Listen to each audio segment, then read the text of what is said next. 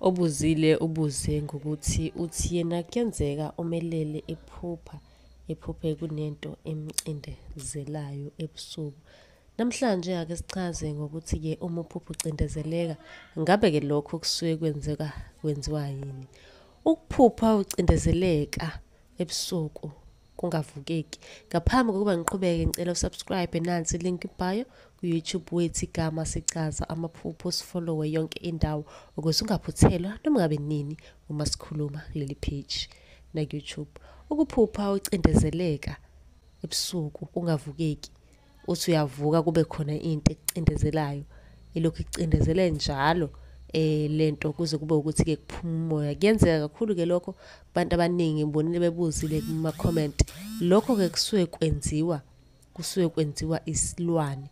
Isilwane okumele-ke usikhiphe.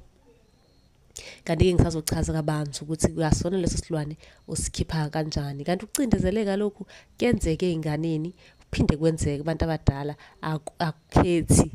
akukhethi ukuthi unangaki noma kanjani. Kuyenzeka futhi uthi ulele emini uze sekucindezela, uthi ulele ebusuku uze sekucindezela isilwane-ke leso kuthiwa isilwane. Kanti-ke nawe uma ukuthi udinga ulwazi oluphelele ngokuthi ungasikhipha kanjani, ungaphuthuma ku-YouTube wethu ufike usubscribe, usifollowe. Ngizofaka ividiyo khona ngichaza kabanzi ukuthi isilwane usikhipha kanjani nanokuthi ungaluthola kanjani usizo ngoba isilwane-ke siyayimisa impilo yomuntu. Usungaphuthuma-ke nawe uye lapha ku-YouTube wethu sichaza amaphupho, uzothola-ke okuphelele nokuningi ngaso isilwane. Nisale kahle.